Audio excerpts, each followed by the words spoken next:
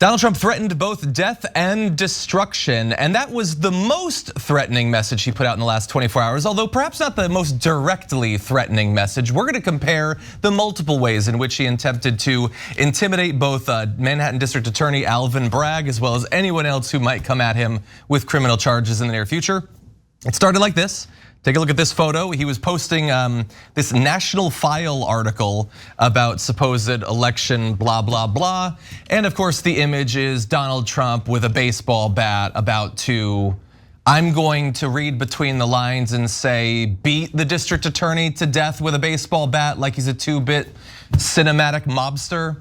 So that was fun. But anyway, he also had things to say himself, including saying, isn't it terrible that DA Bragg refuses to do the right thing and call it a day? He would rather indict an innocent man and create years of hatred, chaos, and turmoil than give him his well-deserved freedom, which is in quotation marks. Why you would put freedom in quotation marks there, I have no idea, but blah, blah, they lied about me, human scum. He's calling him human scum when he's previously called Alvin Bragg an animal, so some pretty explicit racism there. But then things really got going. He did a few warm-up bleats and then he got to this. What kind of person can charge another person, in this case a former president of the United States who got more votes than any sitting president in history and leading candidate by far for the Republican Party nomination, with a crime with a capital C, when it is known by all that no crime has been committed, and also known that potential death and destruction in such a false charge could be catastrophic for our country? Why and who would do such a thing? Which is, ironically enough, the question that many people had about that particular message. Why would you, on the verge of maybe getting charges, he had predicted that it would have happened days ago. There's been no significant forward momentum towards that, but it could be coming. Threaten both death and I'm gonna say rioting if you are to be charged. As we're gonna get to, it's also arguably illegal to send out the messages that he did, considering the legal predicament he's in. But what do you all think about these threats? Both the threat of someone else killing someone and then him with an image of a baseball bat held over a DA's head. Yeah. So well, quickly, I have an aside. Your Trump is very South Park. That's all I have to say. Go on, Cenk. It's like a South Park character. Yeah, I think that's very fair. Hey, guy. Okay, so before I blame Canada, so of course in that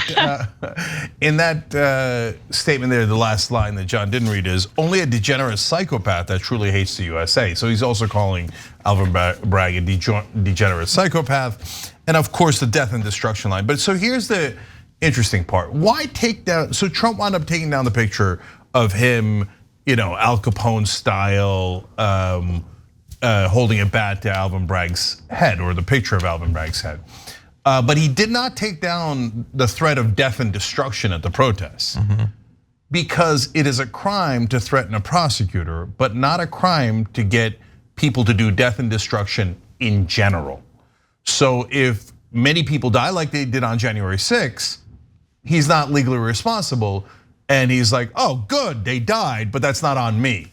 But I can get charged with a crime for the Alvin Bragg thing, and that's why I'm gonna take that down, because that one has to do with me. I know right wingers will never get it. They don't believe in facts, they don't nothing, okay? But guys, think about it. He didn't help you on January 6th at all. Hundreds of millions of dollars in the so-called legal defense fund. He didn't spend a nickel on it on anyone else. The only person he cares about is himself, of course. But the other is but why is he threatening all this violence, etc., when it could be against the law in New York? Because I think he has actually come to the correct conclusion. Oh, these guys are frauds. They're never gonna charge me, especially if I threaten them. Then they're gonna wet their pants and then they're gonna run backwards. And that's what I think Alvin Bragg is doing. I think Alvin Bragg is incredibly scared. Look, you could say, yeah, I don't blame him. White powder shows up at the Manhattan DA's office, bomb threat the other day, including a note that says, Alvin Bragg, I'm gonna kill you, because there's tons and tons of right-wing terrorists out there, and Trump just has to say something. For remember, these are not like, people always make the wrong assumption that people think like they do. No, you guys are perfectly rational, and you wouldn't see a random quote from Trump or Biden or anyone else and go out there and bomb someone or kill them, right? No, he's trying to address the people with the most mental health issues that are prone to violence. There's tens of thousands of them, and he's trying to activate them, right? Because he's a monster. This is exactly how fascists operate. And he knows the thing that one of the giant advantages fascists have is usually they face incredibly weak opposition.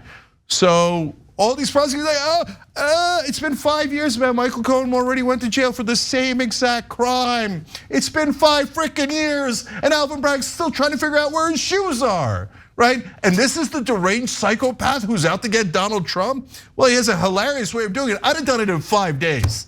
He's sitting around 5 years, him and his predecessor, right? No, the problem with Alvin Bragg isn't that he's a quote unquote animal who's out to get Trump. No, it's the exact opposite. He's a giant coward who could barely move. Yeah, I mean, it's also clear when he says animal what that means, right? Of course. I mean, black man who he's targeting with that language. He's also continuously using Soros funded. Is there any evidence that George Soros has funded Alvin Bragg, paid Alvin Bragg? Not that I've seen. Usually what that means is it's an anti-Semitic dog whistle, meaning Alvin Bragg is a part of the deep state and they're all out to get me and woe is me. That's Donald Trump's whole shtick. But as you say, Cenk, he has now understood the power of his fan base, the cult following that he has, and that's certainly not an exaggeration to call them a cult following. He weaponizes them and their mob mentality regularly now because he saw on January 6th, like he lost the election and deep down he knows it. But he saw that even when it was so clear cut that he lost the election, he has so much power over this rabid fan base of people that will do whatever he says that he knows this is a weapon for me. This is a tool. I'm being backed into a corner and there's multiple investigations, including this one in New York, which is definitely the weakest in my opinion, because it has to do with the Stormy Daniels payment. And I think in terms of the stuff that Donald Trump has done, it's very far down the list. Like the investigation in Georgia, he's not being as vocal about, and that's partially because he tried to overturn the democratic results of an election, and that's pretty damn bad. So don't touch that as much.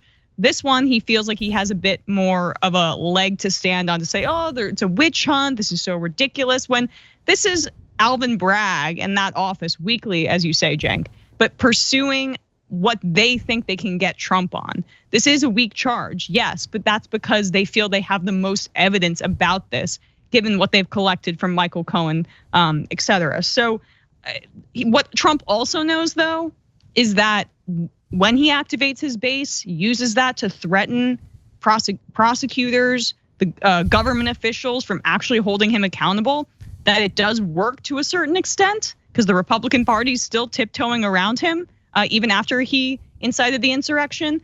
And also that no matter what happens, his base will just say it's fake news or call it a false flag. So it's a win-win for him either way. I just wanted to clarify one quick thing though. I don't think it's a weak charge at all. I know a lot of people think that. Emma's not alone. I think it's a crystal clear case of campaign finance fraud.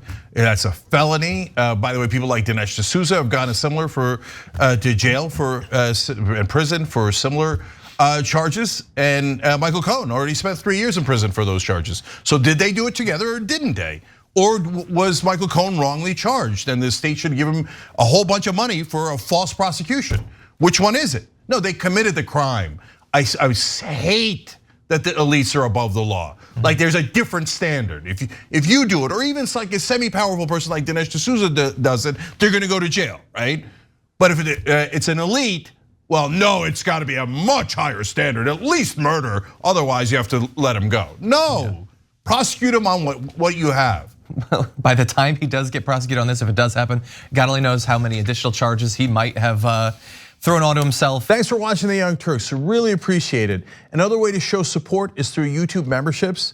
You'll get to interact with us more. There's live chat emojis, badges.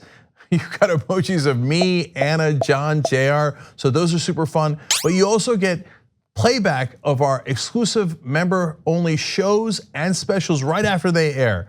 So all of that, all you gotta do is click that join button right underneath the video. Thank you.